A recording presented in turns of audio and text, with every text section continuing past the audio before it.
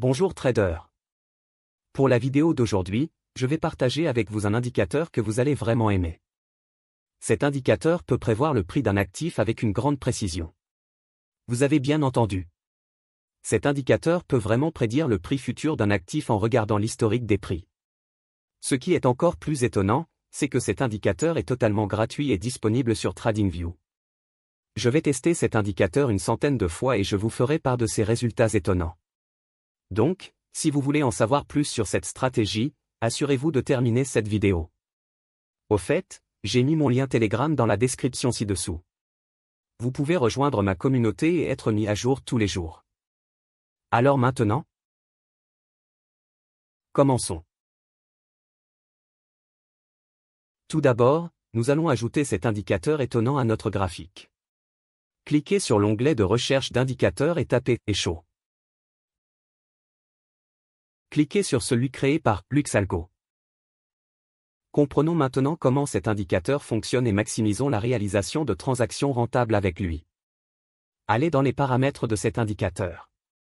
Et depuis la section d'entrée, cliquez sur Forecast Style et changez la couleur en jaune pour le rendre plus visible.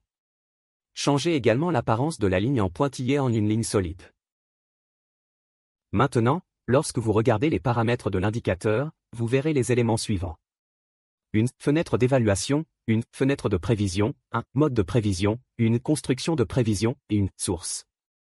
Les paramètres de la fenêtre d'évaluation font référence à la taille de la fenêtre utilisée pour trouver des observations historiques similaires ou non à des observations récentes. La fenêtre de prévision détermine l'horizon de prévision.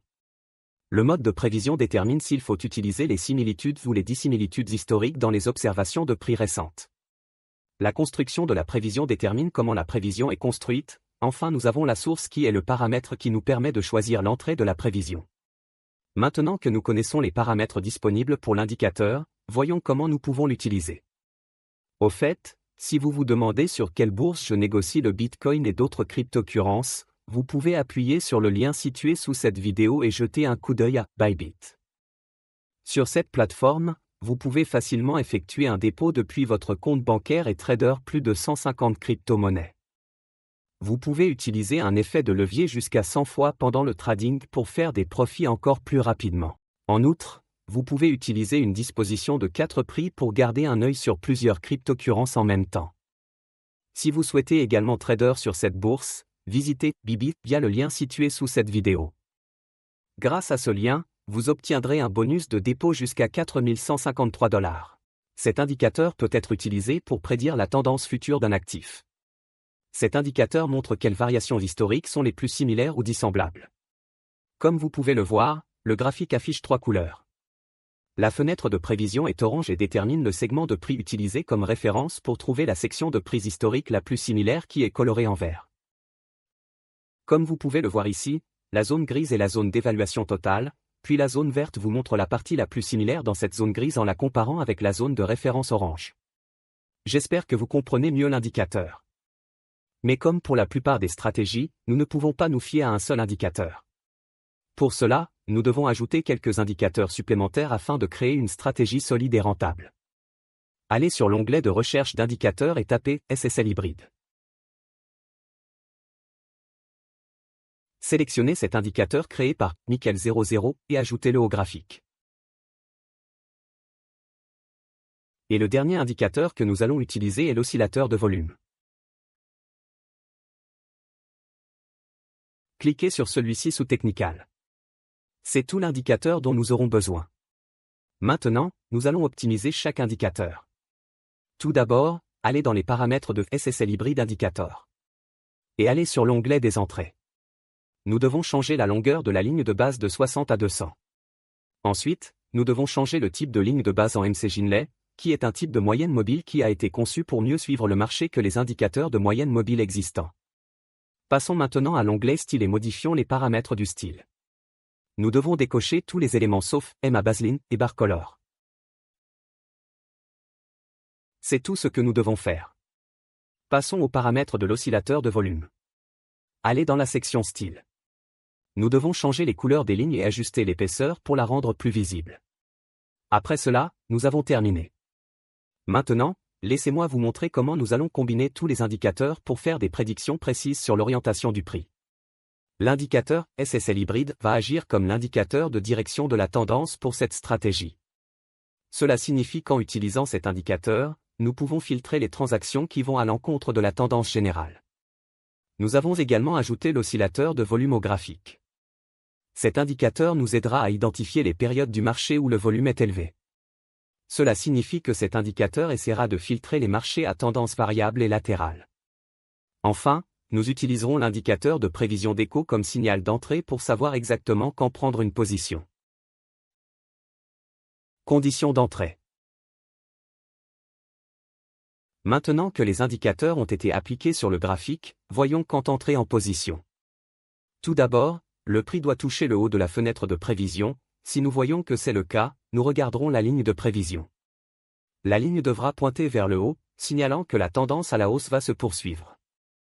Deuxièmement, nous devrons jeter un coup d'œil à l'indicateur SSL hybride.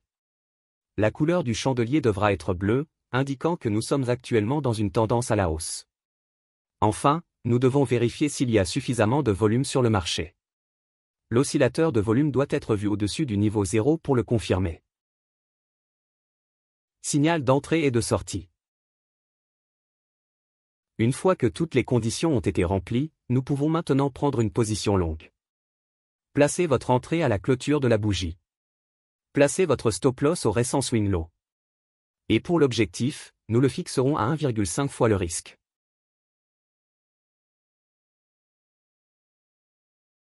Mais avant d'entrer en position, nous devons nous assurer que la ligne de prévision ne touchera pas d'abord le stop-loss avant de prendre l'objectif. Maintenant, laissez-moi vous montrer comment entrer dans une position courte.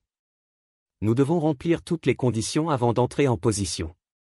Premièrement, le prix doit toucher le bas de la fenêtre de prévision. Si nous voyons que c'est le cas, nous allons regarder la ligne de prévision. La ligne devra pointer vers le bas, signalant que la tendance à la baisse va se poursuivre. Deuxièmement, nous devrons jeter un coup d'œil à l'indicateur SSL hybride. La couleur du chandelier doit être rouge, ce qui indique que nous sommes actuellement dans une tendance baissière. Enfin, nous devons vérifier s'il y a suffisamment de volume sur le marché. L'oscillateur de volume doit être vu au-dessus du niveau 0 pour le confirmer. Une fois que toutes les conditions sont réunies, nous pouvons maintenant prendre une position courte. Placez votre stop-loss au récent swing high. Et pour l'objectif, nous le fixerons à 1,5 fois le risque.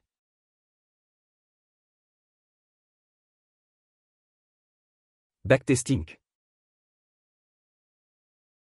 J'espère que vous avez compris les règles de cette stratégie. Maintenant, découvrons son taux de réussite. J'ai backtesté cette stratégie une centaine de fois. Maintenant, voici les résultats. J'ai essayé la stratégie sur le Bitcoin et l'Ethereum en utilisant un cadre temporel de 5 minutes. La durée totale des transactions a atteint 74 jours avec un taux de réussite de 64%. Si vous avez 1000 $ comme capital dans votre portefeuille, et que vous utilisez 50 $ par transaction avec un effet de levier de 20 fois, vous finirez par avoir une augmentation de 15,56% sur la taille de votre portefeuille. Ce qui vous fera un total de 1155,6 $ en taille finale de compte. C'est la fin de la stratégie. J'espère que vous en avez appris plus dans cette vidéo. Donc, si vous aimez cette vidéo, s'il vous plaît appuyez sur le bouton d'abonnement afin que vous ne manquiez pas plus de vidéos comme celui-ci. J'ai également mis mon lien Telegram dans la description ci-dessous. Vous pouvez rejoindre ma communauté Telegram pour être tenu au courant de mes affaires courantes. Comme toujours. Merci pour votre temps, et à bientôt dans ma prochaine vidéo. Au revoir.